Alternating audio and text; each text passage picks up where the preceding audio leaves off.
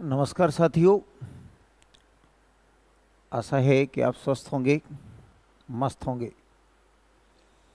देखिए भाई, हम ज्योमेट्री की बात कर रहे थे और ज्योमेट्री में हमने कुछ बेसिक बातों को पढ़ भी लिया है। हमने एंगल की बात की थी। एंगल में कुछ महत्वपूर्ण बातें यही थी कि अगर हमारे पास ये दो स्ट्रेट लाइन एक दूसरे को इंटरसेक्ट करती हैं, तो अगर ये थीटा है तो ये भी थीटा होगा, और चूंकि ये थीटा है तो ये कितना होगा 180 माइनस थीटा, क्योंकि स्ट्रेट लाइन का जो पूरा कोण होता है वो 180 होता है, तो ये भी होगा 180 माइनस थीटा। ठीक है भाई, एक दो एग्जांपल और ले लेते हैं। जैसे मैंने कहा कि ये लिखा हुआ है हमारे पास 40 डिग्री, तो भाई ये कितना होगा, ये भी 40 डिग्री होगा अगर दो स्ट्रेट लाइन है, लेकिन ये कितना होगा 180 माइनस के 40 यानी 140, तो ये भी 140 ही होगा। ठीक है भाई, इसका नाम कहा था वर्टिकली अपोजिट एंगल। इसका नाम क्या बताया था भाई, वर्टिकली अपोजिट एंगल। ठीक है ना, इसका नाम था वर्टिकली अपोजिट एंगल। इसके बाद मैंने कहा था कि अगर हमारे पास ये दो लाइन पैरेलल हैं, अगर ये दो लाइन पैरेलल हैं, तो अगर हमारे पास ये 40 डिग्री है तो ये भी 40 डिग्री होगा। इसको कहते हैं संगत कोण। ये कौन से होते हैं, संगत कोण, यानी करस्पॉन्डिंग एंगल। इनको कहते हैं करस्पॉन्डिंग एंगल। क्योंकि ये अगर 40 है तो ये भी 40 होगा, क्योंकि वर्टिकली अपोजिट एंगल ये 40 है तो ये भी 40, तो ये भी हमारे पास संगत कोण ही है। ये भी क्या है भाई, संगत, और ये कोण यानी करस्पॉन्डिंग एंगल्स। ठीक है भाई, इसके बाद मैंने आपसे कहा था कि अगर ये दो लाइन एक दूसरे के पैरेलल हैं, तो मैंने कहा कि अगर ये 40 है तो ये भी 40 होगा। इनको कहते थे अल्टरनेट एंगल, एकांतर कोण। एकांतर कोण, इसको कहते हैं हम अल्टरनेट एंगल यानी एकांतर कोण। भाई एकांतर कोण तो हम जानते हैं कि अगर ये 40 है तो ये 180 माइनस के 40 होगा, यानी कितना होगा 140। फिर मैंने कहा था कि दो समांतर रेखाओं के एक ओर बने कोणों का योग 180 होता है, ये भी 140 होगा, तो एक ओर बने कोणों का योग 180 होता है। ठीक है भाई, फिर मैंने आपसे कहा था कि अगर हमारे पास ये दो लाइन समांतर हैं और यहाँ इस तरीके से एक लाइन बना देते हैं, ये एंगल ए है और ये एंगल बी है, तो यहाँ मैंने कहा था कि ये थीटा बराबर आएगा 360 और माइनस के ए प्लस बी, और यहाँ आप देखेंगे ये पूरा कितना आ जाएगा भैया, तो ये आ जाएगा हमारे पास ए प्लस बी। ये जो एंगल आएगा हमारे पास वो कितना आ जाएगा भाई, ए प्लस बी।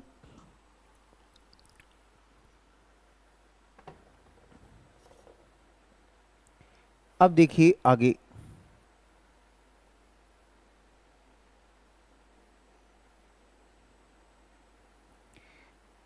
अब देखिए आगे की कहानी क्या है भाई, सुनिए।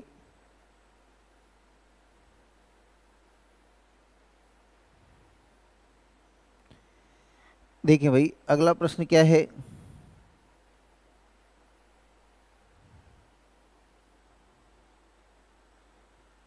देखिए सुनिए। इसके बाद हमारे पास क्या था भाई, अल्टरनेट हो गया, एकांतर हो गया। फिर मैंने कहा अगर दो कोणों का योग हमारे पास 90 है तो इसको कहते हैं पूरक या कॉम्प्लीमेंट्री। अगर दो कोणों का योग अगर 180 है तो इसको हम कहेंगे सप्लीमेंट्री या संपूरक। सप्लीमेंट्री या संपूरक। दो कोणों का कोण अगर 90 है तो पूरक या कॉम्प्लीमेंट्री, और 180 है तो संपूरक या सप्लीमेंट्री। संपूरक या सप्लीमेंट्री। इसके बाद क्या है भाई, इसके बाद अगर हम देखते हैं कि इसके बाद मैंने चर्चा करी थी आपको, देखिए अगर एक ये त्रिभुज है, अगर एक त्रिभुज है तो किसी त्रिभुज के तीनों कोणों का योग 180 डिग्री होता है। तो हमने कहा अगर हमारे पास ये 30 है और ये 60 है, मान लीजिए ये 30 है और इसको कह दिया मैंने ये 70 डिग्री है, तो इन दोनों का योग क्या होगा, इसका तीसरे का बाहरी कोण, यानी दो आंतरिक कोणों का जो सम है वो तीसरे के बाहरी कोण के बराबर होगा। यानी हम कह सकते हैं सम ऑफ इंटरनल एंगल्स, यानी हम ये कहें कि इसका जो सम होता है कि ये जो एंगल होता है वो किसके बराबर होता है, यानी sum of internal angles. Sum of internal angles यानी हमसे कहा है इस बाहरी कोण का मान इसके अलावा आंतरिक दो कोणों के योग के बराबर होता है।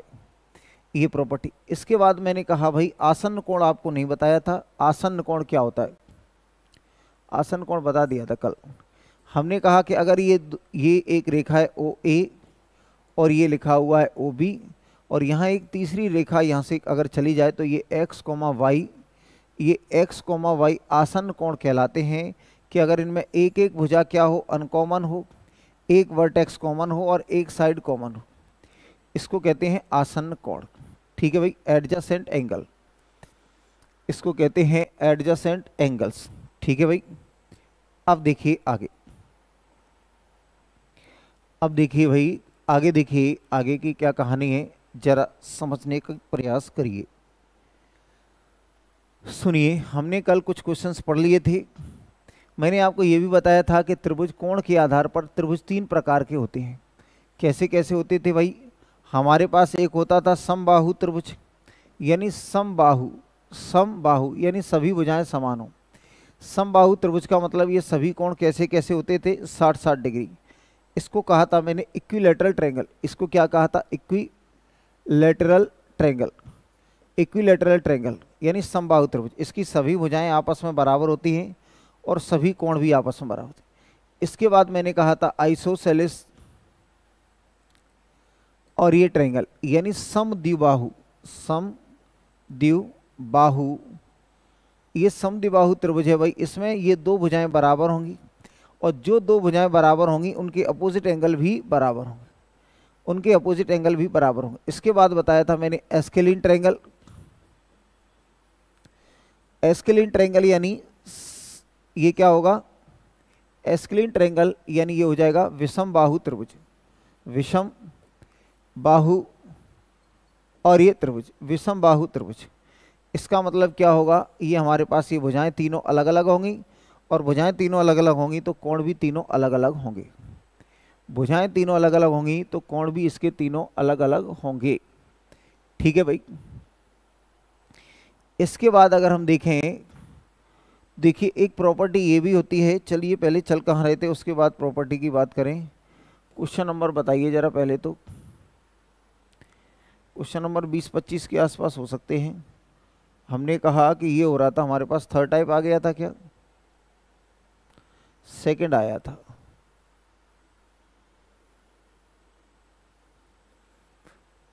ये हो गया था, ये भी हो गया था, ये हो गया था 25 कराना था भाई। देखिए भाई 25 कराना है, जरा ध्यान दीजिए, सुनिए।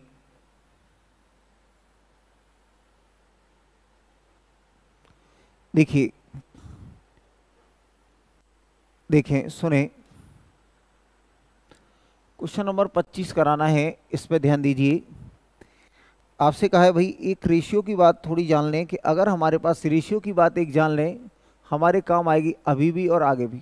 अगर A अनुपात B बराबर लिखा हुआ है ये 2:3 और आपसे कहा है B अनुपात C लिखा हुआ है 4:5, तो हमें भाई A अनुपात B अनुपात C चाहिए कि A अनुपात B अनुपात C का मान क्या होगा, A अनुपात B अनुपात C हमें चाहिए, तो इसकी वैल्यू क्या होगी। इस तरह के क्वेश्चन में हम कॉमन देखते हैं कि कॉमन क्या है भाई, तो B कॉमन है, तो B कॉमन है तो इसका मल्टीप्लाई यहाँ कर दीजिए, तो ये आ जाएगा हमारे पास 8 और ये आ जाएगा 12, और इस 3 का मल्टीप्लाई यहाँ कर दीजिए तो ये आ जाएगा हमारे पास 12 और ये हो जाएगा 15। यहाँ B है और यहाँ B है तो दोनों ही जगह B है तो दोनों ही जगह 12 हो गया। इसका मतलब इसका रेशियो आ जाएगा 8, 12 और कितना आएगा भाई 15। कुल मिलाकर रेशियो ये कहता है कि अगर हमारे पास B दो जगह है तो B की दोनों ही जगह वैल्यू समान होनी चाहिए। तो हमने B की दोनों जगह वैल्यू को समान किया तो हमारे पास ABC का रेशियो आ जाएगा कितना, 8, 12 और 15। रेशियो आ जाएगा हमारे पास 8, 12 और 15। रेशियो आ जाएगा हमारे पास 8, 12 और 15। ठीक है भाई, रेशियो आ जाएगा हमारे पास 8, 12 और 15। अब देखिए आगे, कभी भी भाई हमारे पास इस तरीके से लिखा होता है तो ये हमारे पास इतना होता है। ठीक है भाई, अगर हमारे पास कभी ऐसा लिखा हो कि ये लिखा हुआ है 2a बराबर 3b, 2a बराबर 3b बराबर 4c, अगर ऐसे लिखा हुआ है, यदि हमें ये लिखा हुआ है तो आपसे कहेगा फाइंड A अनुपात B अनुपात C। ए अनुपात बी अनुपात सी। ऐसे क्वेश्चन में कुछ नहीं करना है भाई कि ये लिखा हुआ ए की वैल्यू चाहिए तो इन दोनों का मल्टीप्लाई कर दो, कितना आएगा 12। बी की वैल्यू चाहिए तो इन दोनों का मल्टीप्लाई यानी बी को छुपा लो तो ये कितना आ जाएगा 8। और सी की वैल्यू चाहिए तो हमें इन दोनों का मल्टीप्लाई करना पड़ेगा, कितना आ जाएगा 6। रेशियो को सिंपलेस्ट फॉर्म में लिखा जाता है तो ये 6, ये 4 और ये 3। ये रेशियो की बेसिक बातें मैंने बता दी हैं। बाकी यूट्यूब पे अगर जाएंगे तो आपको रेशियो की बेसिक बातें मिल जाएगी जो हर चैप्टर में काम आती हैं।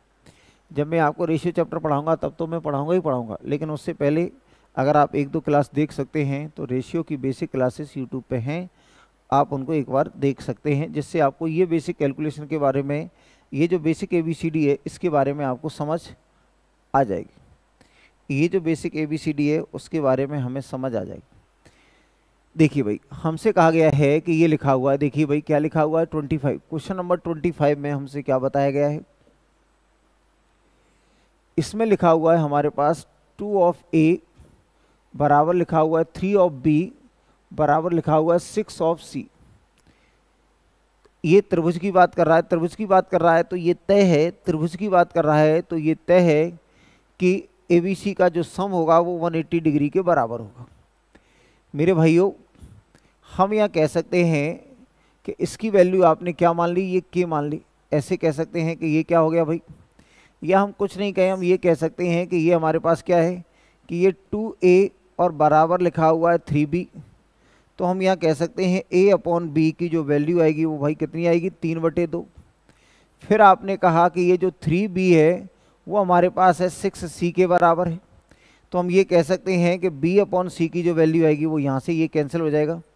तो हमने कहा कि भैया ये जो B/C की जो वैल्यू आएगी वो कितनी आएगी, तो ये आएगी B/C की जो वैल्यू आएगी वो आएगी 6/3, यानी ये आ जाएगी 2/1। देखने वाली बात ये है कि भाई हमारे पास यहाँ B है, यहाँ भी B है और यहाँ भी B है, ये देखो। तो यहाँ B की वैल्यू 2 है तो यहाँ भी B की वैल्यू कितनी है मेरे भाई 2 है। तो सीधे सीधे आपने कहा कि ये पहले से ही रेशियो को ठीक ठीक दिया हुआ है। A की वैल्यू 3 है, B की वैल्यू 2 है और C की वैल्यू 1 है। और किसी भी त्रिभुज में ABC का जो सम होगा 1 3 3 और 3 6, किसी भी त्रिभुज में ABC का जो सम होता है वो 180 डिग्री के बराबर होगा। तीनों कोणों का योग 180 डिग्री के बराबर होगा। तो 6 बराबर 180 तो 1 बराबर कितना आएगा 30। तो आपसे पूछा है तो B का मान बताएं, तो भाई B का मान बताने के लिए हम इसमें 30 का मल्टीप्लाई करें क्योंकि 1 बराबर 30 है। तो B का मान आ जाएगा 60 डिग्री। B का मान आ जाएगा 60 डिग्री। B का मान आ जाएगा हमारे पास भैया कितना 60 डिग्री। B का मान आ जाएगा 60 डिग्री, ठीक है।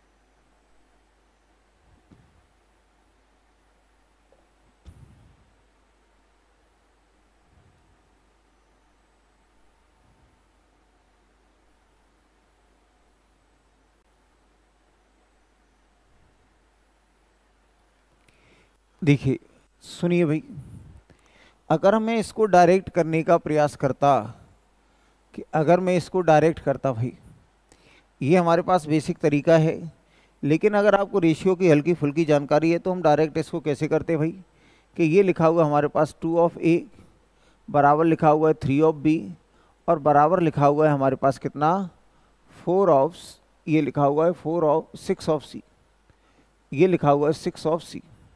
मैंने आपसे कहा था, अभी अभी बताया था कि अगर हमारे पास ऐसे लिखा हुआ है 2 ऑफ A बराबर 3 ऑफ B बराबर 4 ऑफ C, तो ABC का डायरेक्ट रेशियो निकालने का तरीका क्या होता है, अगर A चाहिए तो A को छुपा लो, इन दोनों का मल्टीप्लाई कर दिया 12, B चाहिए तो B को छुपा लो, इन दोनों का मल्टीप्लाई कर दिया 8, C चाहिए तो C को छुपा लो, इन दोनों का मल्टीप्लाई कर दिया 6। यानी रेशियो आ जाएगा हमारे पास 6, 4 और ये 3। अब हमने कहा ये भी वही बराबर वाला केस है, तो ये A और ये लिखा हुआ हमारे पास ये B और ये लिखा हुआ है C। भाई A चाहिए तो A को छुपाएंगे, 6 गुना 3 18 आ जाएगा। B चाहिए तो B को छुपाएंगे तो ये कितना आएगा, 6 दूने 12 आ जाएगा। C चाहिए तो इसको घटाएंगे तो ये कितना आएगा, 3 दूने 6। 6 से कैंसिल कर दिया तो ये 3, 2 और ये कितना आ जाएगा भाई 1। आपने कहा ये त्रिभुज के तीनों कोण हैं, तो आपने कहा ये कितना आएगा, 3 और 2 5 और 1 6। तो ये जो 6 यूनिट है त्रिभुज के तीनों कोणों का जो योग होगा वो 180 डिग्री के बराबर होगा। तो 1 यूनिट की वैल्यू यहाँ से कितनी आएगी भाई, 30 डिग्री। तो हमसे B का मान पूछा है, तो ये आ जाएगा B का मान 2 यूनिट है और 2 ये आ जाएगा हमारे पास ये। ठीक है भाई। अगर A का पूछेगा तो A में मल्टीप्लाई कर देंगे, B का पूछेगा तो B में मल्टीप्लाई कर देंगे, C का पूछेगा तो C में मल्टीप्लाई कर देंगे। ठीक है भाई। अब देखिए आगे, अब देखिए आगे की कहानी क्या है। देखें, सुने।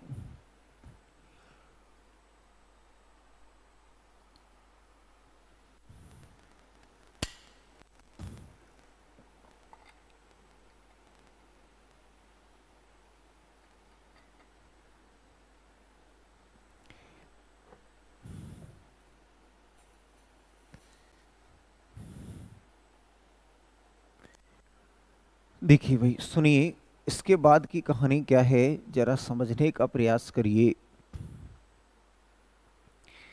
यह लिखा हुआ है हमारे पास, क्वेश्चन नंबर है 26। मेरे साथियों अभी ये बेसिक चल रहा है, अगर ये आपको ठीक ठाक समझ में आएगा तो आगे कोई परेशानी नहीं होगी। ये लिखा हुआ है हमारे पास ट्रायंगल ABC।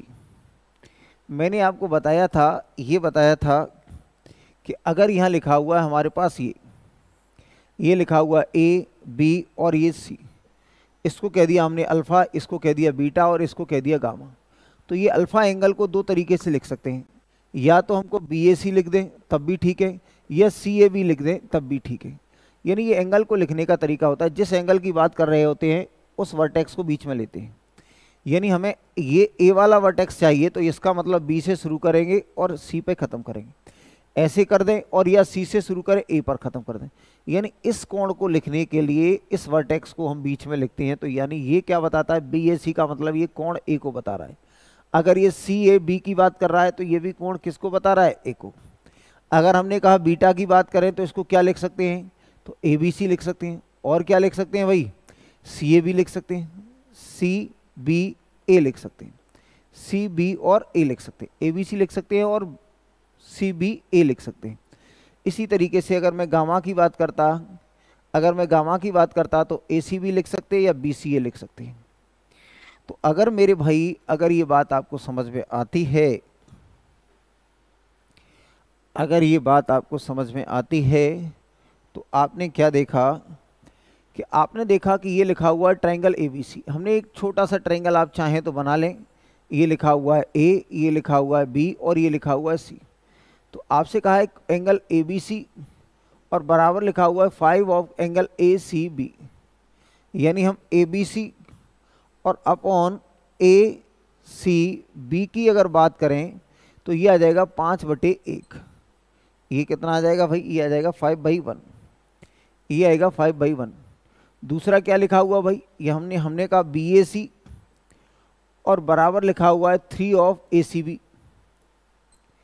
यहाँ से भी आप देखेंगे कि ये लिखा हुआ है BAC और अपॉन लिखा हुआ है ACB और ये आ जाएगा हमारे पास 3/1। यहाँ कोण B की बात कर रहा है और यहाँ C की बात कर रहा है। यहाँ कोण A की बात कर रहा है, यानी यहाँ A है और ये C है, तो C की दो जगह बात कर रहा है। यानी यहाँ भी कोण C है मेरे भाई, यहाँ भी कोण C है और यहाँ भी कोण C है। तो C यहाँ भी एक है और C यहाँ भी एक है, तो C दोनों ही जगह क्या है भाई, एक है। C है वो दोनों ही जगह क्या है, एक है। C दोनों ही जगह एक है। आपने कहा कि C यहाँ भी है, ये यहाँ भी है, तो हम कह सकते हैं कि C का मान कितना हो गया, 1। C का मान 1 हो गया तो B का मान कितना आएगा भाई, 5। तो A का मान कितना आ जाएगा, तो A का मान आ जाएगा हमारे पास 3। तो आप कह सकते हैं angle A plus B plus C यानी एंगल ए अनुपात एंगल बी अनुपात एंगल सी। तो यानी ए की वैल्यू 3 है और ये 5 है और ये 1 है, यानी 5 और 3 8 और 1 9।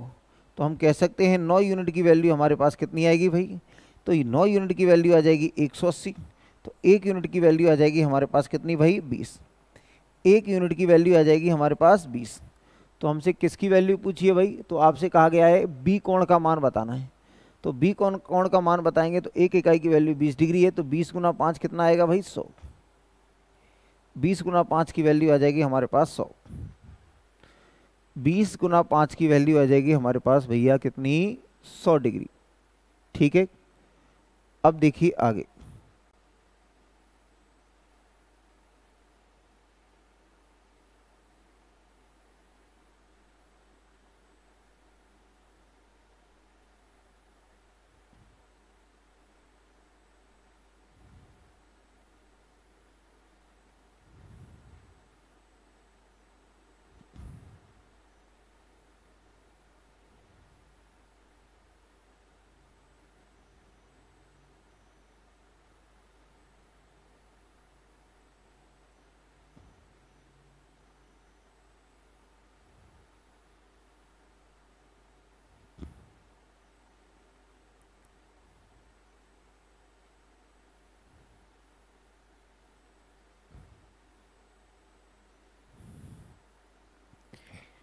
आगे देखिए भाई, अगली कहानी क्या है सुनिए।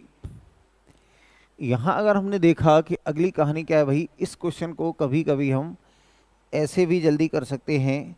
जैसे जैसे हमारा ओवरऑल मैथ्स का कॉन्सेप्ट बनता है तो हम इन चीज़ों को जल्दी जल्दी भी करने लगते हैं। देखिए भाई, हमने आपसे कहा है कि यहाँ ABC, कभी भी अगर हमारे पास ये होता है कि जैसे छोटी छोटी बातों को समझिए कि ये लिखा हुआ है 2A और बराबर लिखा हुआ है 3B, तो यहाँ से A/B की जो वैल्यू आती है वो 3/2 आती है, यानी A की वैल्यू 3i और B की वैल्यू 2i। अगर मैंने कहा कि ये लिखा हुआ A बराबर 2B लिखा हुआ, इसका मतलब क्या आएगा? तो A/B और बराबर आएगा 2y और ये 1। इसका मतलब A बराबर 2 आया और B बराबर ये आया। तो अगर मैं ऐसा ना करता, अब मैं सीधे सीधे ही कह दूं कि A की वैल्यू कितनी हो गई ये और B की वैल्यू हो गई ये। तो आपने कहा A की वैल्यू 3 है, आपने कहा ठीक है। B की वैल्यू आपने कहा कितनी है? 2 है, तो ये भी ठीक है। यहाँ से आपने कहा यहाँ कुछ नहीं है तो इसको क्या कर लो? 1। तो B की वैल्यू कितनी हो गई? 1, तो ये आ गई। A की वैल्यू कितनी हो गई? ये। तो अगर ये कहानी आपको समझ में आती है तो काफ़ी कुछ कैलकुलेशन बच जाएगी। आपने कहा कि ये हमारे पास कोण है ये, तो ये कोण B की वैल्यू कितनी आ जाएगी हमारे पास? 5, और यहाँ कुछ नहीं है तो 1। तो कोण C का मान कितना आएगा? 1। फिर आपने कहा यहाँ देखा कि ये लिखा हुआ था हमारे पास BAC। देखिए आपने कहा यहाँ लिखा हुआ है, फिर इसके बाद तो यहाँ अगर कुछ नहीं है तो 1 मान लिया, तो यहाँ C की वैल्यू फिर कितनी आ गई? 1, और A की वैल्यू कितनी आ गई? 3। तो हमने कहा एंगल A, एंगल B और एंगल C। तो आपने कहा A का मान कितना आया है? तो भाई A का मान आया है 3, B का मान कितना आया है? तो 5, और C का मान यहाँ भी 1 आ रहा है, यहाँ भी 1 आ रहा है। इसका मतलब रेशियो सही चल रहा है, कोई गड़बड़ नहीं है। तो भाई ये कितना हो गया? 9, और 9 बराबर 180 होगा, तो 1 बराबर कितना आएगा? 20। तो 1 इकाई की वैल्यू 20 आ गई, तो ये आ जाएगा 20 गुना 5 कितना आएगा? 100। 20 गुना 5 की जो वैल्यू आएगी वो हमारे पास कितनी आएगी? 100। 20 गुना 5 की वैल्यू कितनी आ जाएगी? 100। 20 गुना 5 की वैल्यू कितनी आ जाएगी? तो B की वैल्यू आ जाएगी 100। तो इन चीज़ों को ध्यान देंगे तो डायरेक्ट भी कर सकते हो। इन चीज़ों पे अगर आप ध्यान देंगे तो आप डायरेक्ट भी कर पाएंगे। ठीक है भाई, अब देखिए आगे।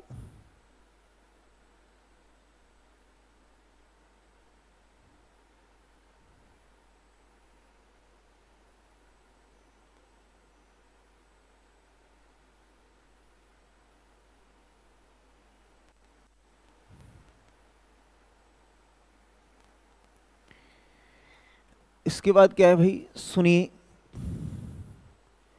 यह देखें, अगला क्वेश्चन है हमारे पास 26। देखें भाई, क्वेश्चन नंबर 27 क्या है, सुनिए। एक छोटी सी बात और जान लीजिए। जैसे हमारे पास ये होता है समकोण त्रिभुज, मान लो एक ये समकोण त्रिभुज है। हमने कहा ये समकोण त्रिभुज है, यहाँ से ये अगर मैंने आपको समकोण त्रिभुज कह दिया है मेरे भाई, तो ये 90 डिग्री हो गया, ठीक है ना, ये 90 डिग्री हो गया। अब मैंने मान लिया कि ये 30 डिग्री है, ये कितना है भाई 30 डिग्री है त्रिभुज के तीनों कोण का। तो मैंने यहाँ कह दिया, कोई भी आपने ले दिया कि tan थीटा बराबर क्या होता है, तो tan 30 की वैल्यू आ जाएगी हमारे पास कितना, ये A है, ये B है और ये C है। तो हम कह सकते हैं tan बराबर क्या होता है, तो tan बराबर होता है लंब बटे आधार, यानी परपेंडिकुलर। ये हो गया लंब हो गया ये, और ये हमारे पास आधार हो गया, आधार यानी ये परपेंडिकुलर हो गया, और ये हो गया बेस। तो ये हमें बताता है परपेंडिकुलर अपॉन बेस। अब tan 30 की वैल्यू होती है हमारे पास 1/√3। तो इसका मतलब P अपॉन बी का जो रेशियो आएगा, P अपॉन बी का रेशियो आएगा, P बराबर कितना आ गया भाई 1। अगर P की वैल्यू अगर आपने 1 कह दी कि P की वैल्यू 1 आ गई, तो इसकी वैल्यू कितनी आएगी, ये पाइथागोरस की प्रमेय लगा देंगे कि पाइथागोरस की प्रमेय क्या होती है भाई। तो पाइथागोरस ये बता के और चले गए दुनिया को कि अगर ये P है, ये B है, तो ये क्या है भैया H है। तो हम जानते हैं कि H स्क्वायर बराबर होता है P स्क्वायर और प्लस के B स्क्वायर, या हम ये कह दें कि P square plus B square बराबर होता है H square, P square plus B square बराबर H स्क्वायर। या हम ये कहें कि H की वैल्यू देखेंगे तो ये आएगा रूट ऑफ P स्क्वायर और प्लस के B square, root of P square और प्लस के कितना आएगा भाई B स्क्वायर आ जाएगा। तो मेरे भाई कहानी इतनी सी है। तो यहाँ से अगर मैं H की वैल्यू देखता हूँ तो ये आ जाएगा रूट ऑफ 1 का स्क्वायर और ये 3 का स्क्वायर, तो ये आ जाएगा 3, यानी ये आ जाएगी वैल्यू 2, यानी H की वैल्यू कितनी आ जाती है 2, H की वैल्यू आ जाती है 2, H की वैल्यू आ जाती है हमारे पास 2। ठीक है भाई, सुनिए, यानी हमने एक त्रिभुज लिया था, ये एक समकोण त्रिभुज लिया था, और इसमें हमने इसको 90 कह के इसको 30 कह दिया था। जैसे ही इसको 30 कहा तो परपेंडिकुलर आया हमारे पास 1, तो ये आया हमारे पास रूट ऑफ 3, तो ये आया हमारे पास 2, ये आया हमारे पास 2। ये हमने कैलकुलेट करके बताया है समकोण त्रिभुज में पाइथागोरस की प्रमेय से tan थीटा बराबर होता है इतना, ठीक है, ये आ जाता है हमारे पास इतना। मेरे भाई अगर ये हमारे पास इतना हो जाता है तो आप क्या देखेंगे कि अगर हमारे पास एक समकोण त्रिभुज है भाई, अगर हमारे पास एक समकोण त्रिभुज है, तो हमने कहा ये 90 है, तो ये हमने कहा था कि ये कितना था भाई हमारे पास 30 था। अगर ये 30 था तो हमने कहा कि ये हो गया हमारे पास 90, तो ये 30 प्लस 90 और प्लस इसको कह दिया हमने कोई भी x, तो ये प्लस x बराबर 180 होगा। तो यहाँ से x की वैल्यू निकालेंगे तो कितनी आ जाएगी भाई 60, तो ये वैल्यू हमारे पास कितनी आएगी 60 डिग्री। ऐसे बताने के पीछे जो मकसद है वो क्या है, हम जानते हैं कि अभी अभी हमने कहा इसकी वैल्यू कितनी आई थी, तो इसकी वैल्यू आई थी 1, इसकी वैल्यू आई थी रूट ऑफ 3 और इसकी वैल्यू आई थी हमारे पास 2। अगर भाई मैं लगभग इसकी वैल्यू कहूँ कि इसकी वैल्यू लगभग कितनी होती है 1.7 और ये 3, आप देखेंगे कि सबसे बड़ी भुजा कौन सी है, तो ये 90 डिग्री के सामने वाली सबसे बड़ी भुजा है, दूसरे नंबर पर 60 डिग्री वाली, और तीसरे नंबर पर कौन सी आती है ये। तो कुल मिलाकर कहने का मतलब ये है, आप देखेंगे कि हम अगर यहाँ देखें तो ये लिखा हुआ है A, B और ये क्या है C। तो हमने कहा कि सबसे बड़ी भुजा क्या है, तो AC है, उसके बाद कौन सी है भाई, तो CB है, और उसके बाद क्या है तो BC है, BA है, यानी सबसे बड़ी भुजा फिर उससे बड़ी भुजा।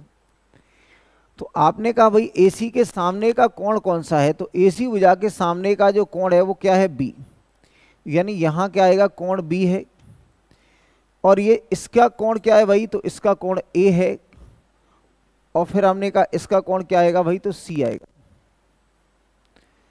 तो आपने कहा कि ये कोण हमारे पास 90 डिग्री था, ये हमारे पास 60 डिग्री था और ये हमारे पास 30 डिग्री था। कहने का मतलब ये आया, हमने ये देखा कि हमने कहा कि AC के सामने 90 डिग्री है, इसके सामने 60 डिग्री है और इसके सामने 30 डिग्री है। तो किसी भी त्रिभुज में जो भुजा सबसे बड़ी होगी उसके सामने का कोण भी सबसे बड़ा होता है। यानी किसी त्रिभुज में सबसे बड़ी भुजा वही होगी जिसके सामने का कोण सबसे बड़ा है। किसी त्रिभुज में भुजा वही बड़ी होती है जिसके सामने का कोण बड़ा होता है। ये तो मैंने एक बात बताई। अब मैं अगर इसको यहाँ इस तरीके से बता देता कि भाई एक समकोण त्रिभुज है और ये मैंने कह दिया थीटा और ये कह दिया 90, ठीक है भाई, और इसकी दो भुजाएं बराबर कर दी मैंने, ये और ये भुजा बराबर कर दी।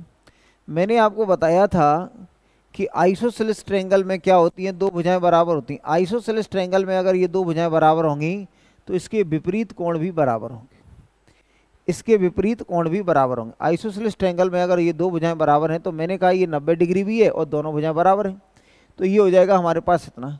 तो आपने कहा थीटा और प्लस 90 और बराबर कितना आएगा भाई, थीटा प्लस 90 बराबर आएगा 180। तो हम कह सकते हैं कि 2 थीटा की वैल्यू आ जाएगी हमारे पास 90, तो हम कहेंगे कि थीटा की वैल्यू आ जाएगी हमारे पास 45। पिछले बार हमने 10 लगाया था भाई, इस बार हमने कहा साइन लगाते हैं। चलो भाई साइन की वैल्यू क्या होगी, तो साइन थीटा की जो वैल्यू होती है हमारे पास, वो साइन थीटा बराबर क्या होता है, तो ये परपेंडिकुलर अपॉन बेस, ये हमारे पास परपेंडिकुलर है तो ये हमारे पास क्या हो गया भाई बेस, और ये हो गया हाइपोटेन्यूस। तो आपने कहा कि इसकी वैल्यू हो जाएगी साइन 45 की वैल्यू क्या होगी भाई, तो हमने कहा कि यहाँ देखा हमने साइन 45 या साइन 45 की वैल्यू बराबर कितनी आएगी, तो ये p अपॉन बी, यानी इसका मतलब साइन 45 की वैल्यू होती है 1/√2। तो ये p और ये क्या होगा भाई b। तो आपने कहा कि p बराबर कितना है, तो p की वैल्यू तो आ गई हमारे पास 1 और ये b की वैल्यू कितनी आ जाएगी भाई, p अपॉन बी नहीं होता है भाई, p अपॉन h होता है, p upon h, p upon h, p upon क्या होता है h। तो यहाँ से आप देखेंगे कि h की वैल्यू आ जाएगी हमारे पास √2। अभी अभी आपको ये बताया था कि h स्क्वायर बराबर होता है p square plus B square, या हम कहें कि p square plus B square बराबर होता है h स्क्वायर।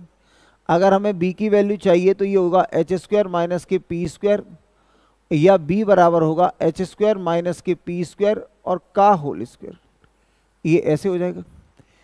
तो भाई आप यहाँ से कह देंगे कि इसकी b की वैल्यू भी क्या हो जाएगी 1। आप जानते हैं कि ये दो भुजाएं बराबर हैं, तो ये थीटा है तो ये भी थीटा होगा, इसके सामने की भुजा 1 है तो इसके सामने की भुजा 1 है। तो भाई ये √2 की जो वैल्यू होती है वो कितनी होती है 1.414 ऐसा कुछ होता है, 1.414 होता है इसकी वैल्यू 1 यानी सबसे बड़ी भुजा 90 डिग्री है, 90 डिग्री, तो 90 डिग्री के सामने वाली भुजा क्या है भाई, ये 1.414। फिर आपने कहा 45 डिग्री के सामने वाली भुजा क्या है, ये 45 है तो इसके सामने 1 है, ये 45 है तो इसके सामने 1 है। तो कुल मिलाकर कहने का मतलब ये है कि भुजाओं की जो लंबाइयाँ हैं, भुजाओं की जो लंबाइयाँ हैं वो इस बात पर निर्भर करती हैं कि उनके सामने का कोण कौन सा बड़ा है। भुजाओं की लंबाइयाँ हैं वो उनके सामने के कोण पर निर्भर करती हैं। भुजाओं की जो लंबाइयाँ हैं वो उनके अपोजिट एंगल पर निर्भर करती हैं। ठीक है भाई, चलिए ये भी नहीं आ रहे, नॉर्मल नहीं मिलती है क्या, देखिए भाई सुनिए, ये देख लेना। देखो भाई, तो मैंने अभी अभी आपको बताया था कि अगर हमारे पास ये बातें हम याद रख लेंगे तो बड़ा अच्छा है। बाकी मैंने आपको बता दी कैसे हो रहा है। जैसे हमने कहा कि एक समकोण त्रिभुज है, तो अगर ये 30 डिग्री है समकोण है तो ये 90 है तो ये 60 होगा। अभी मैंने कहा था कि 90 डिग्री के सामने 2 आया था, 60 के सामने 3 आया था और ये 30 के सामने 1 आया था। इस बात को याद रखेंगे। कैसे आया मैंने बताया समकोण त्रिभुज में पाइथागोरस की प्रमेय लगा के। एक दूसरी चीज़ जो मैं आपको याद रखने के लिए कह रहा हूँ वो ये है, अभी अभी आपको ये भी बताइए कि अगर ये 90 डिग्री है और ये दोनों भुजाएं बराबर है तो आप जानते हैं ये भी 45 आता है, ये भी 45 आता है और ये कितना है, ये तो 90 है ही। तो यहाँ भुजाओं की वैल्यू आई थी हमारे पास 1 और ये √2। तो ये दो बातें आपको बहुत काम आएंगी, यहाँ भी आएंगी आगे भी आएंगी। यानी 30, 45, 60, 0, 30, 45, 60 और 90 ये हमारी स्टैंडर्ड वैल्यू होती हैं जिनकी वैल्यू हम याद करते हैं। 30, 45, 60 और 90, 30, 45 और 60 और 90, ठीक है ना भाई।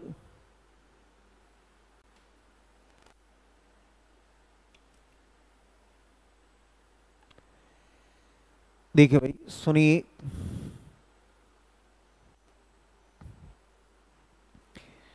यहां आपसे बताया गया है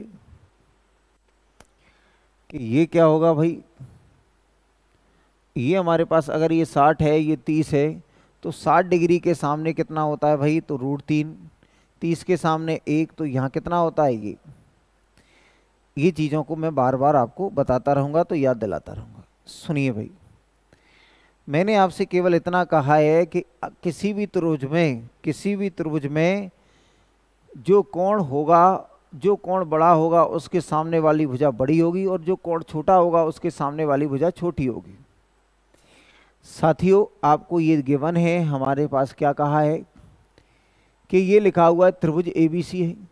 तो अगर ये त्रिभुज एबीसी है तो ये बात सर्वमान्य है कि ए बी और सी का जो योग होगा वो 180 डिग्री के बराबर होगा। आपने कहा a प्लस बी का मान कितना है, तो a प्लस बी का मान लिखा हुआ है हमारे पास 45। तो यहाँ से माइनस माइनस और ये माइनस हो जाएगा, तो ये आ जाएगा एंगल C बराबर आ जाएगा हमारे पास कितना, 35 डिग्री। एंगल C की वैल्यू आ गई हमारे पास 35। तो मैंने एक छोटा सा ट्रायंगल बना लिया, इसको कह दिया A, ये कह दिया B और ये कह दिया C। तो C के सामने वाली ये C का कोण आ गया 35 डिग्री। अब मैंने कहा कि हमारे पास ये लिखा हुआ है B और प्लस के 2C और बराबर लिखा हुआ है 180 डिग्री। भाई ये हमारे पास B है और ये हमारे पास ये है 35, ये लिखा हुआ 110 डिग्री। तो भाई यहाँ से आप देखेंगे ये 70 घटा देंगे तो ये आ जाएगा 110 डिग्री। तो आप कह सकते हैं कि ये आ जाएगा हमारे पास 110 डिग्री। तो इस तरीके से आपने कहा कि एक वैल्यू हमारे पास 35 आ गई, एक वैल्यू हमारे पास भाई कितनी आ गई, तो b की वैल्यू अगर मैं यहाँ पुट कर देता हूँ, b की वैल्यू अगर मैं यहाँ पुट कर देता हूँ, इसमें ये लिखा हुआ है a और प्लस 110 और बराबर 145। तो यहाँ a की वैल्यू भी आ जाएगी हमारे पास कितनी, 35 डिग्री। a की वैल्यू भी हमारे पास 35 डिग्री आ गई, यानी हमारे पास ये वैल्यू मिल गई 110, ये वैल्यू मिल गई 35 और ये वैल्यू हमें मिल गई कितनी भाई, ये आ गई, ये भी आ गई 35। इसका मतलब ये तय हो गया कि इसमें दो भुजाएं बराबर हैं। कौन कौन सी, तो 35 के सामने की ये भुजा और 35 के सामने की ये भुजा। तो सबसे पहले हमने देखा कि सबसे बड़ा कोण कौन सा है, तो सबसे बड़ा कोण है 110 डिग्री, फिर 35 और फिर 35।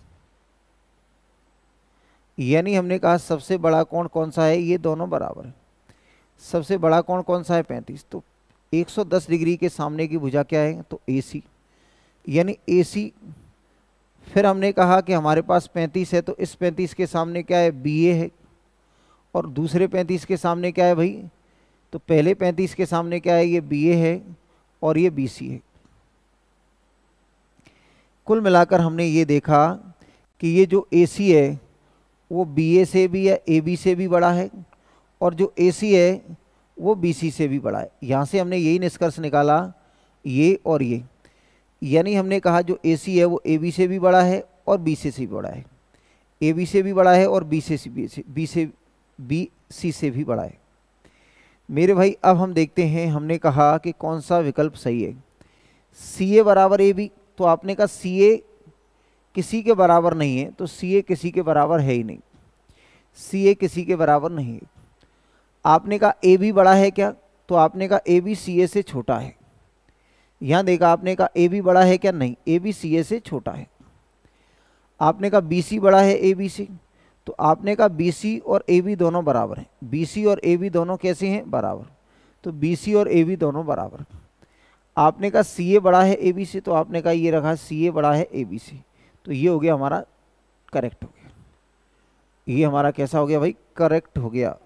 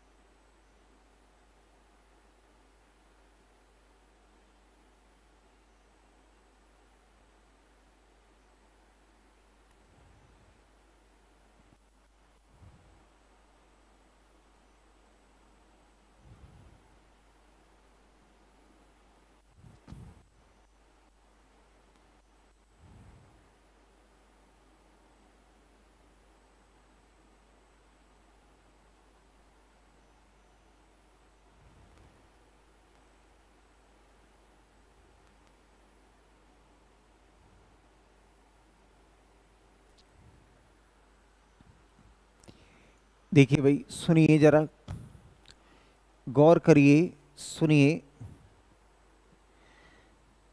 हमने यहाँ देखा, वैसे इस बात को ऐसे भी समझा जा सकता है, ये हमारे पास एक भुजा फिक्स है भाई साहब, ये हमारे पास एक भुजा हमने फिक्स कर ली।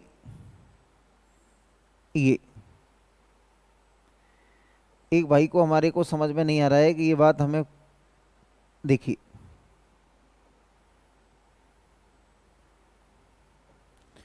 मैंने आपसे कहा कि ये हमारे पास एक लाइन है, और हाँ यहाँ हमने कहा ये एक लाइन है, तो इसका कोण माप लेते हैं कि भाई इसका कोण कितना होगा। चलिए भाई, इसके कोण के मापन के लिए देखते हैं कि इसका कोण कितना होगा।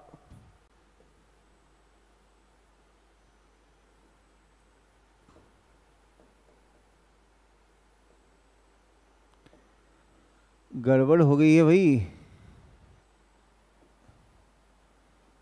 देखिए, अब भाई को नहीं आ रहा है समझ में, डिसिप्लिन टूल्स में जाएंगे, मैथ्स में जाएंगे, और ये आ जाएगा हमारे पास, इससे एंगल मापते हैं भाई। ये हमने यहाँ रख दिया। देखो, अगर आप यहाँ कोण मापते हैं, यहाँ देखिए,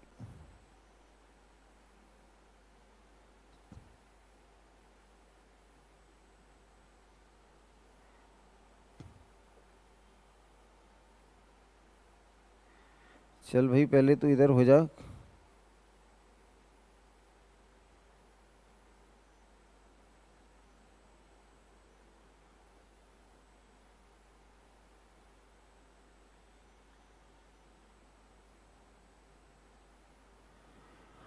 ये हमने कहा कि भैया इसका कोण मापने के लिए हम कह रहे हैं कि इसका कोण माप लो भाई।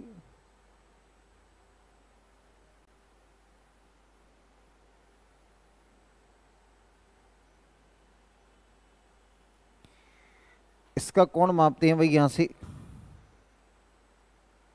यहीं से मापना है। अच्छा, इसको ऐसे कर दो ना, यहाँ से हमने देखा कि अगर मैं इसको ऐसे घुमा देता हूँ, बात बन जाएगी तो बता देंगे कि बात बन चुकी है।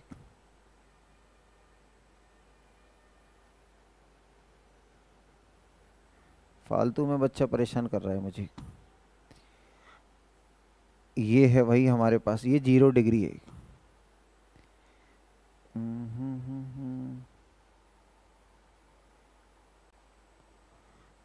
ये ऐसे जाएगा, कितने डिग्री हो गया, यानी हमें इसको यहाँ रखना है भाई, ऐसे। अब हमने इसको देखा कि ये कितने डिग्री का बना है, हमने कहा, तो यहाँ आपने देखा कि ये बन गया हमारे पास कितना, इसमें दिख रहा है हमें ये लगभग 0 से लेके और ये 35, ये लगभग बन गया भाई 34 डिग्री का। ये जो हमारा कोण बना है वो भाई पहला बना है, ये 34 डिग्री का है।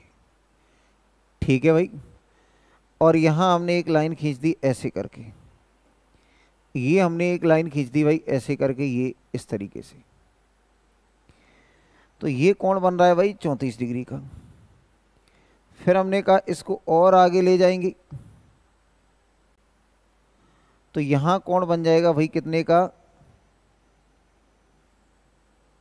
ये कोण बन जाएगा हमारे पास कितने का भाई,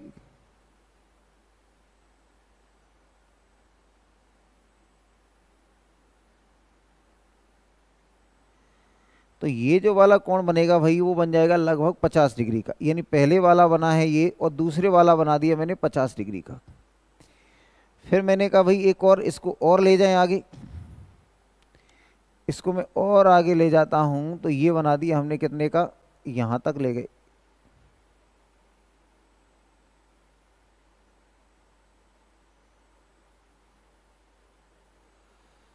ये पहला बना 34 डिग्री का, फिर हमने बना दिया ये 85 डिग्री का, तो तीसरे नंबर पे बनाया है 85 डिग्री का। ये तीसरे नंबर पे बना दिया हमने 85 डिग्री का, और इसको भाई हमने यहाँ से मिला भी दिया।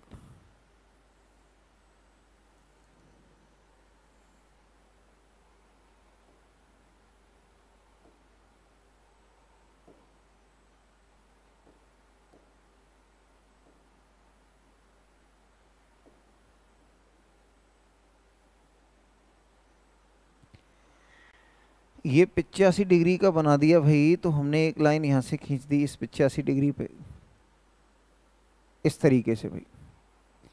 अब हमने भैया अपना सामान उठा के यहाँ रख दिया। यहाँ देखिए जरा, sir ji is not clear. तो आप देखिए, आपने कहा कि भैया हमारा पहले यहाँ से यहाँ तक कोण था 34 डिग्री, फिर यहाँ से यहाँ तक था 50 डिग्री, फिर यहाँ से यहाँ तक था भाई 85 डिग्री। तो जैसे जैसे आप सामने वाले भुजा की लंबाई बढ़ाते जा रहे हो, वैसे वैसे, जब ये इतनी छोटी सी भुजा थी, यानी जब ये बिल्कुल छोटी सी भुजा थी यहाँ से यहाँ तक की, जब यहाँ से यहाँ तक की थी, तो इसके सामने का जो कोण बन रहा था वो 34 डिग्री बन रहा था। फिर हमारी भुजा जब ये यहाँ से यहाँ तक हो गई, यहाँ से यहाँ तक हो गई, तो इसका कोण बन गया 50 डिग्री। फिर मैंने कहा कि हमारी भुजा यहाँ से यहाँ तक हो गई, तो यही कोण कितना हो गया फिर 85 डिग्री के लिए। तो जैसे जैसे सामने वाली भुजा को बढ़ाते जाते हैं, जैसे जैसे सामने वाली भुजा को बढ़ाते जाते हैं, वैसे वैसे कोण बढ़ता है। इसलिए हमने ये प्रॉपर्टी कह दी कि अगर, इसलिए हमने ये प्रॉपर्टी कह दी, क्या कह दी भाई, कि जो जिसके सामने वाली भुजा जितनी ज़्यादा बड़ी होगी उसका कोण उतना ही बड़ा होगा। तो हमने भाई ये बात करी थी इस क्वेश्चन की।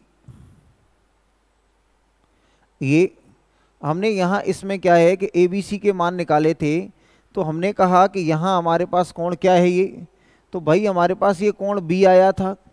फिर कोण मान लीजिए मैंने कह दिया AB के सामने कौन सा है, तो AB के सामने फिर कोण C लिख दिया, और फिर कोण मैंने A लिख दिया।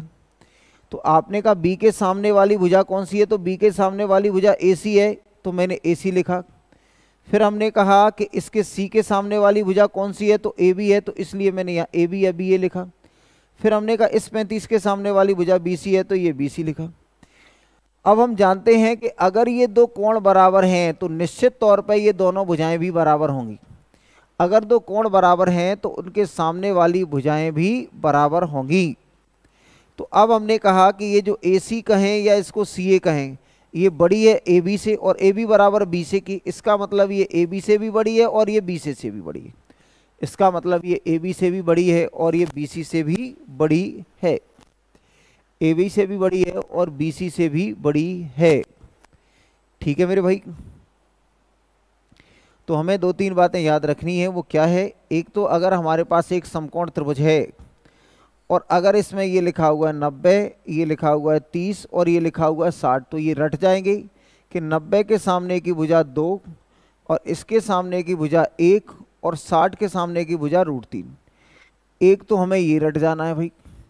दूसरा हमारे पास क्या है कि अगर हमारे पास ये समकोण त्रिभुज है, ये और इसमें मैंने कहा कि ये 90 है और ये कहा ये 45 है और ये भी 45 है, तो ये दोनों भुजाएं, तो ये 1 है तो ये 1 है, तो ये कितना होगा √। ये दो चीज़ें आपको रट जानी हैं और ये बात अपने दिमाग में रखनी है कि किसी भी त्रिभुज में जो कोण बड़ा होगा उसकी अपोजिट भुजा बड़ी होगी और जो एंगल, जो भुजा बड़ी होगी उसका अपोजिट एंगल भी बड़ा होगा, एंड वाइस वर्सा, इसका उल्टा भी, यानी जो भुजा छोटी होगी उसका अपोजिट एंगल भी छोटा होगा। देखिए भाई क्वेश्चन क्या है हमारे पास। क्वेश्चन नंबर लिया भाई मैंने 28, क्वेश्चन लिया है मैंने 28। देखिए सुनिए, क्वेश्चन ले लिया मैंने भाई 28। चलिए देखते हैं।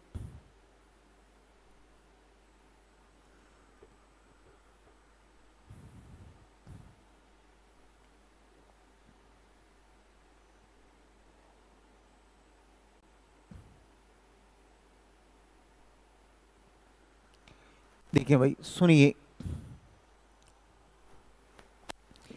हमसे कहा है कि त्रिभुज ABC की बात करते हैं भाई, त्रिभुज AB और ये C। त्रिभुज ABC की बात करते हैं भाई, तो हमसे क्या कहा है कि त्रिभुज ABC में ये जो BC भुजा है, ये लिखा हुआ मान लीजिए त्रिभुज A, ये B और ये C। तो आपसे कहा गया है कि भैया ये जो BC भुजा है इसको आगे बढ़ा दिया, ये BC भुजा है उसको आगे बढ़ाया है और कहाँ तक बढ़ाया है, D बिंदु तक बढ़ाया है। BC भुजा को आगे बढ़ाया है और D बिंदु तक बढ़ाया है। आपसे कहा है कि ACD, यानी ये लिखा हुआ A, C और D, A, C और D, ये कोण लिखा हुआ 120 डिग्री।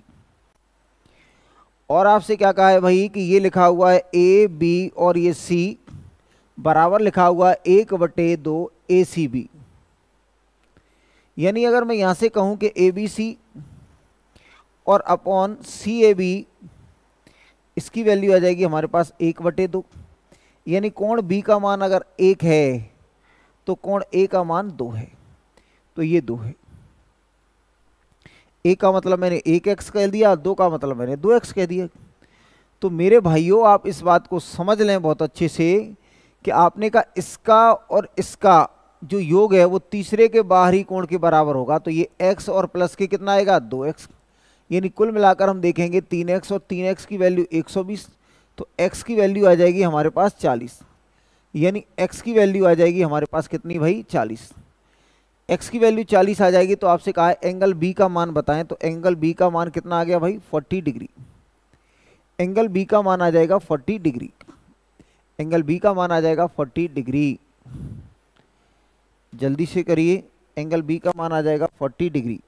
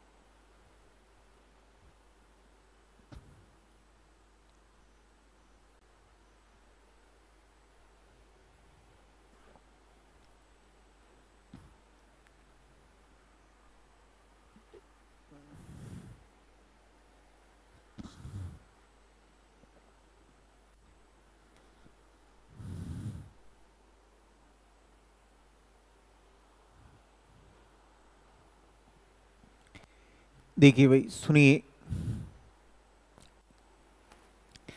अब अगर हम थोड़े से भी समझदार हैं तो कुछ चीज़ों को हम ना करें।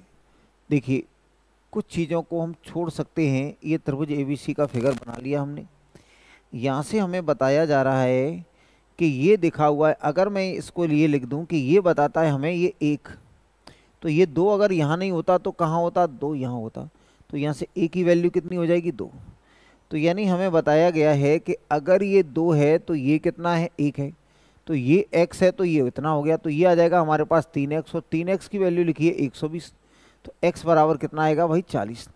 x की वैल्यू हमारे पास 40 आ गई, इसका मतलब ये कितना आ गया b बराबर होगा हमारे पास 40। अगर कोई a की वैल्यू पूछेगा तो कितना हो जाएगा 80 हो जाएगा। अगर a की वैल्यू पूछेगा तो कितना हो जाएगा भाई 80 हो जाएगा। अगर a की वैल्यू पूछेगा तो हो जाएगा 80। अब देखिए मेरे भाई इसके बाद क्या है 29। यह देखिए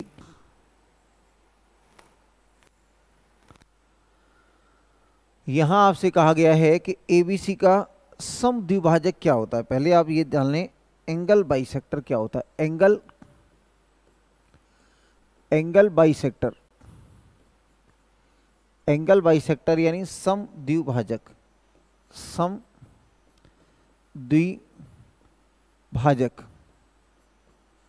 यानी समद्विभाजक का मतलब क्या होता है कि जैसे हमने कहा कि एक त्रिभुज एबीसी है, ए बी और ये सी है, और आपसे कहा है कि ये लिखा हुआ है एडी। मैंने कहा AD is angle bisector. Angle bisector, angle bisector है। क्या है भाई ये एंगल बाइसेक्टर? एंगल बाइसेक्टर का मतलब होता है एडी। तो एडी अगर एंगल बाइसेक्टर है इसका मतलब इस कोण को बराबर बराबर भागों में बांट रहा होगा। एंगल बाइसेक्टर का मतलब होता है बराबर बराबर भागों में। अगर ये कोण अगर 60 होता तो 30-30 में बांटता, 20 होता तो 10-10 में बांटना, 5 होता तो 2.5-2.5 में बांटता, 100 होता तो 50-50 में। एंगल बाइसेक्टर का मतलब होता है कि ये जिस वर्टेक्स से निकलता है, ये जिस वर्टेक्स से निकलता है उसे आधा आधा करके जाता है।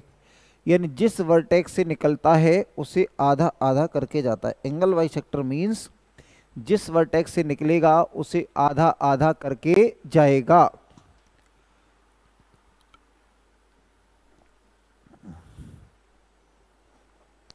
जिस वर्टेक्स से निकलेगा उसे आधा आधा करके जाएगा।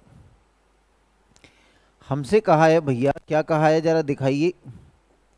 हमको बताया है कि एक त्रिभुज समबाहु त्रिभुज है, एबीसी कैसा है भाई, एबीसी एक समबाहु त्रिभुज है।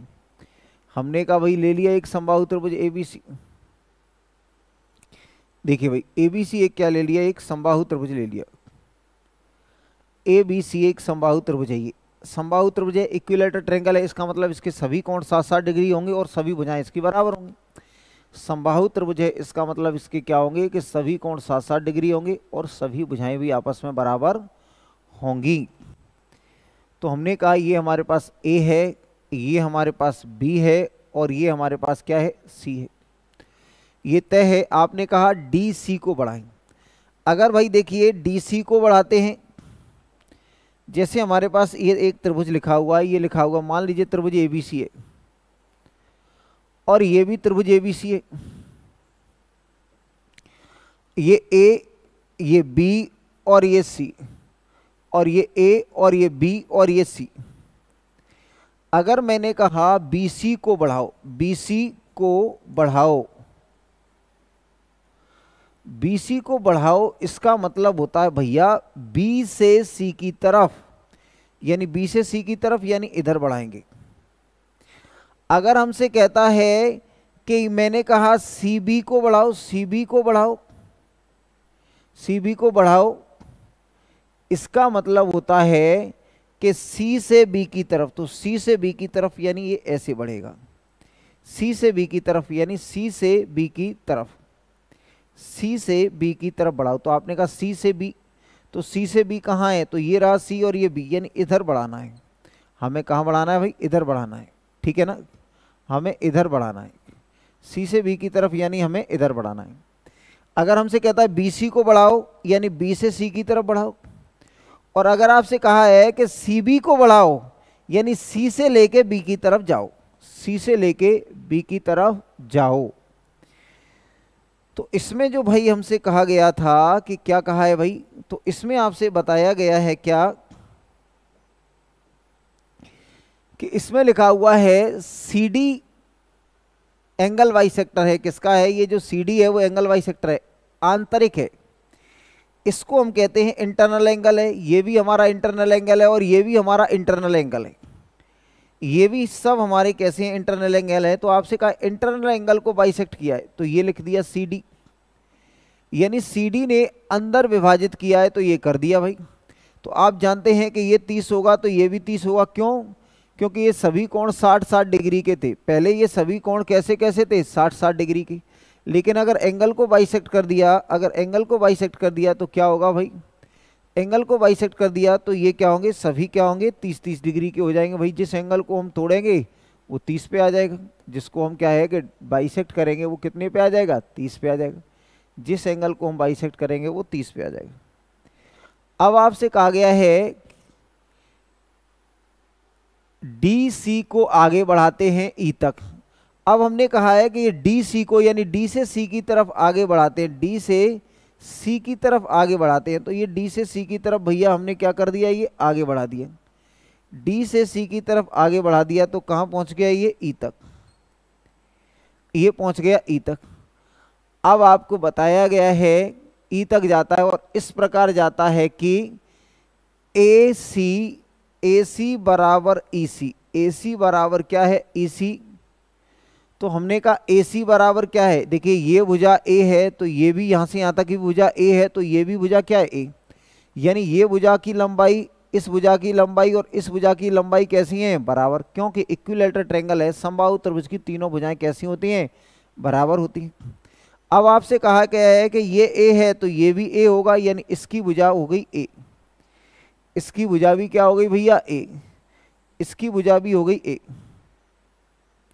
मेरे भाइयों अगर आप देखेंगे इसकी भुजा भी ए हो गई, तो आपसे कहा सी ए ई, सी ए ई, यानी ये बच्चा सा ट्रायंगल आपसे पूछा है, कौन सा, ये वाला, ये जो कोण है वो थीटा पूछा है। मेरे भाई इस भुजा की लंबाई भी ए है, ये भी ए लंबाई की भुजा है और ये भी ए लंबाई की भुजा है। गौर से देखिए कि ये भी ए लंबाई की भुजा है।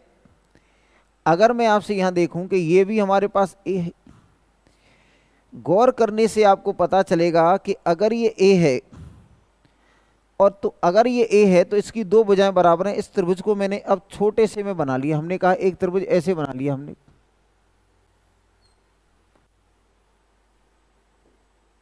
ये बना लिया, थोड़ा अच्छा दिखे इसलिए मैंने इसको बना लिया ये वाला। यानी ये वाला फिगर है वो मैंने कहाँ बना लिया भाई, ये वाला फिगर था वो यहाँ से लेके ये, तो मैंने कहा ये कह दिया मैंने डी, ये कह दिया है ए, ये कह दिया है सी और ये कह दिया है मैंने ई। आपको पता है ये भुजा ए है तो ये भी भुजा क्या है, ए है। तो ये कोण थीटा है तो ये भी कोण क्या है भाई, थीटा। तो आप देखेंगे कि ये लिखा हुआ इतना कोण है वो हमें 30 डिग्री लिखा हुआ है। तो आपने कहा इसका और इसका बाहरी कोण कितना है 30, तो ये आ जाएगा 2 थीटा। तो थीटा की वैल्यू आ जाएगी हमारे पास 15 डिग्री। थीटा की वैल्यू आ जाएगी हमारे पास कितनी, 15 डिग्री। थीटा की वैल्यू आ जाएगी हमारे पास 15 डिग्री। अब यहाँ से आप ये मान के चलो कि ठीक ठाक स्टार्ट हो गए। यहाँ से जो क्वेश्चन है वो ठीक ठाक स्टार्ट हो गए मेरे भाई। आज की आपकी ये लास्ट क्लास है, आज के बाद थोड़ी से अच्छे क्वेश्चन होने लगेंगे। आप प्रॉपर्टी याद करके आइए तो ही आपको समझ में आएगा, नहीं तो नहीं आएगा। जितनी चीज़ें आपको 2-3 क्लास में पढ़ाई हैं वो सारी चीज़ें आपको आनी चाहिए, तो आपको कल से बहुत अच्छा समझ में आएगा, नहीं तो बात जाएगी बिगड़। चलिए भाई, बहुत बहुत धन्यवाद, आपका शुक्रिया। कल से थोड़ी सी क्लास लंबी भी होगी और जो चीज़ें हैं अब मैं बार बार नहीं बताऊंगा, लगातार 3-4 दिन आपको बता दिए। चलिए भाई, बहुत बहुत धन्यवाद, एक बार फिर आपका शुक्रिया।